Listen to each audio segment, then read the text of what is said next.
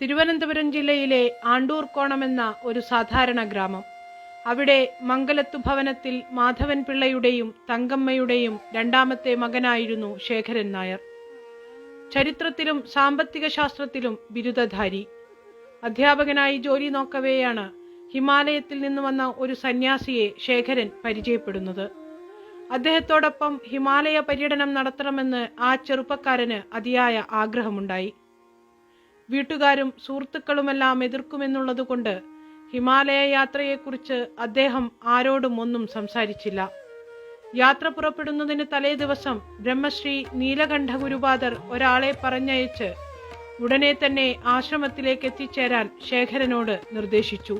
ആശ്രമത്തിലെത്തിയപ്പോൾ ഗുരു പറഞ്ഞു, അവിടെയുള്ളതൊക്കെ ഇവിടെയുമുണ്ട്, ഇവിടെ ഇല്ലാത്തതൊന്നും അവിടെയുമില്ല. താൻ രഹസ്യമായി സൂക്ഷിച്ച ഹിമാലയ യാത്രയെപ്പറ്റി തന്റെ ഗുരുനാഥൻ എങ്ങനെ അറിഞ്ഞു എന്ന് ശേഖരന് ആശ്ചര്യമൊന്നും തോന്നിയില്ല. ആ ഗുരുശിഷ്യബന്ധം അങ്ങനെയായിരുന്നു. ഗുരുവിനു മുന്നിൽ സർവം സമർപ്പിച്ച ശേഖരൻ ആ ആധ്യാത്മിക ജ്യോതിസിന്റെ കാവൽക്കാരനായി. കേരള നവോത്ഥാനത്തിന്റെ സിംഹഗർജനമായി മാറി. കാലത്തിനു മുൻപേ നടന്ന കർമ്മയോഗി ജഗദ്ഗുരു സ്വാമി സത്യാനന്ദ സരസ്വതി, ആലസ്യത്തിലാണ്ട ഹിന്ദു സമാജത്തെ ഉയർത്തെഴുന്നേൽപ്പിച്ച മഹാമനീഷി, തന്റെ ചരിത്രനിയോഗമായ കർമ്മപഥത്തിൽ കേരളത്തിലെ ഹൈന്ദവ പുനരുദ്ധാരണത്തിന് തുടക്കം കുറിച്ച ശ്രീരാമദാസൻ, ഹിന്ദു സമാജത്തിന്റെ ആന്തരികമായ ദുർബലതയ്ക്ക് പരിഹാരം കാണാനും അതിന്റെ ബാഹ്യമായ ഭീഷണികളെ നേരിടാനും നേരിട്ട് പടനയിച്ച ശ്രീരാമസാരഥി, കണ്ണൂരിലെ കൊട്ടിയൂരിനടുത്തുള്ള പാലുകാച്ചിമല, കൊട്ടിയൂർ ക്ഷേത്രത്തിന്റെ ഭാഗമായ ആ മലയിലെ പുരാതനമായ ശ്രീരാമ ആഞ്ജനേയ വിഗ്രഹങ്ങൾ തകർക്കപ്പെട്ടതോടെയാണ് കേരളത്തിൽ ധർമ്മകാഹളത്തിന്റെ ഒരു അധ്യായത്തിന് തുടക്കമായത്. പുനഃപ്രതിഷ്ഠിക്കാനുള്ള വിഗ്രഹങ്ങളുമായി സ്വാമിജിയുടെ നേതൃത്വത്തിൽ കന്യാകുമാരിയിൽ നിന്ന് പാലുകാച്ചിയിൽ വരെ ഇന്ത്യയിലെ തന്നെ ആദ്യത്തെ ശ്രീരാമ രഥയാത്ര നടന്നു. സ്വാമിജിയുടെ ധൈര്യവും അഭിമാനബോധവും ഹൈന്ദവ മനസ്സുകളിൽ പരിവർത്തനത്തിന്റെ സ്വാധീനം ശക്തമാക്കി. പ്രതിഷ്ഠാകർമ്മം കഴിഞ്ഞ് 3 മാസം തികയും മുൻപേ ആസുരശക്തികൾ വീണ്ടും ആ ദേവവിഗ്രഹങ്ങൾ തകർത്തു. ഉടഞ്ഞ വിഗ്രഹങ്ങൾ വഹിച്ചുകൊണ്ടുള്ള നിമഞ്ജന വിലാപയാത്ര കൊട്ടിയൂരിൽ നിന്ന് കന്യാകുമാരിയിലേക്ക് തിരിച്ചപ്പോൾ ഏവരെയും അത്ഭുതപ്പെടുത്തിക്കൊണ്ട് സ്വാമിജി ഒരു പ്രഖ്യാപനം നടത്തി. ഈ വിലാപയാത്ര തിരുവനന്തപുരം ജില്ലയിൽ പ്രവേശിക്കുന്നതിനു മുൻപ് ഈ അധർമ്മത്തിന് എല്ലാ ഒത്താശയും ചെയ്തു കൊടുത്ത PK വാസുദേവൻ നായരുടെ മന്ത്രിസഭ നിലം പതിക്കും, അല്ലെങ്കിൽ നാം ഇനി ആശ്രമത്തിൽ കാലുകുത്തുകയില്ല.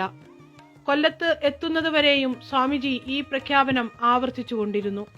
കൊല്ലത്തെ സമാപന സമ്മേളനം കഴിഞ്ഞ ഉടനെ യാതൊരു ഭീഷണിയുമില്ലാതിരുന്ന PKV മന്ത്രിസഭയ്ക്ക് ഘടകകക്ഷികൾ അപ്രതീക്ഷിതമായി പിന്തുണ പിൻവലിച്ചു. അതായിരുന്നു സത്യാനന്ദ സരസ്വതിയുടെ തപോബലം. ഇവിടെ ഹിന്ദുവിനൊരു നേതാവുണ്ടോ എന്ന K കരുണാകരന്റെ ധാർഷ്ട്യം നിറഞ്ഞ ചോദ്യത്തിന് ഫോണെടുത്ത് മുഖ്യമന്ത്രിയെ നേരിട്ട് വിളിച്ച് ഇവിടെ ഹിന്ദുവിനൊരു നേതാവുണ്ടെന്നും ആ നേതാവിന്റെ പേരാണ് സത്യാനന്ദ സരസ്വതി എന്നും പറയുമ്പോൾ അനാഥത്വത്തിന്റെ അടിമത്തത്തിൽ നിന്ന് ഹിന്ദു സമാജം മോചിപ്പിക്കപ്പെടുകയായിരുന്നു. നിലയ്ക്കൽ സമരത്തിൽ മുതൽ അയോധ്യ പ്രക്ഷോഭത്തിൽ വരെ സ്വാമി സത്യാനന്ദ സരസ്വതി മുന്നിൽ നിന്നു. മാർഗദർശക മണ്ഡലത്തിലെ ദക്ഷിണ മണ്ഡലേശ്വരനായിരുന്ന സ്വാമിജി VHPയുടെ നേതൃത്വത്തിൽ നടന്ന അയോധ്യ പ്രക്ഷോഭത്തിൽ കേരളത്തിലെ ഹൈന്ദവ മനസ്സുകളെ തൊട്ടുണർത്തി. ഇവിടെ രാമതരംഗമുയർത്തി. ഗ്രാമഗ്രാമാന്തരങ്ങളിൽ സ്വാമിജി നടത്തിയ പ്രഭാഷണങ്ങൾ ഒരു കൊടുങ്കാറ്റായി മാറി. അയോധ്യയിൽ ക്ഷേത്രം പണിഞ്ഞിരിക്കുമെന്ന് ആദ്യം ഉറപ്പിച്ചു പറഞ്ഞത് സ്വാമി സത്യാനന്ദ സരസ്വതിയാണ്. ഇതിനായി മൂകാംബികയിൽ നിന്ന് കന്യാകുമാരിയിലേക്ക് എല്ലാ വർഷവും ശ്രീരാമനവമി രഥയാത്ര നടത്താൻ അദ്ദേഹം ആഹ്വാനം ചെയ്തു. 1992 അയോധ്യയിലെ നന്ദിഗ്രാമത്തിൽ വെച്ച് പൂജിച്ചു കൊണ്ടുവന്ന ശ്രീരാമ പാദുകങ്ങൾ രഥയാത്രയുടെ ഭാഗമായി തീർന്നു. രാമായണവുമായി ബന്ധമുള്ള കേരളത്തിലെ സങ്കേതങ്ങളെ പരിരക്ഷിക്കുവാൻ കോദണ്ഡ രാമപ്രതിഷ്ഠയും ശബരി പീഠവും സ്ഥാപിച്ചു. സാക്ഷാൽ ആഞ്ജനേയ സ്വാമികൾ അവതാരമായതോ എന്ന് തോന്നിപ്പിക്കുന്ന ജീവിതമായിരുന്നു സ്വാമികളുടേത്. ഹൈന്ദവ ഏകീകരണത്തിനായി ഹിന്ദു ഐക്യവേദി സ്ഥാപിച്ച് നമ്പൂതിരി മുതൽ നായാടി വരെയുള്ളവരുടെ ആത്മീയ ഗുരുവായി അദ്ദേഹം. യാതൊരു പൊടിപ്പും തൊങ്ങലുമില്ലാതെ കർക്കശമായ സത്യം ഒട്ടും മറച്ചുവെക്കാതെ അദ്ദേഹം തുറന്നു സംസാരിച്ചു. ആ ചാട്ടുളിയേറ്റ് പിടഞ്ഞ അനേകം കപടതകൾ കേരളത്തിന്റെ പൊതുബോധത്തിലുണ്ടായിരുന്നു. രാമക്ഷേത്രം പുനർനിർമ്മിക്കുമെന്ന് സ്വാമി സത്യാനന്ദ സരസ്വതി ശപഥം ചെയ്തു.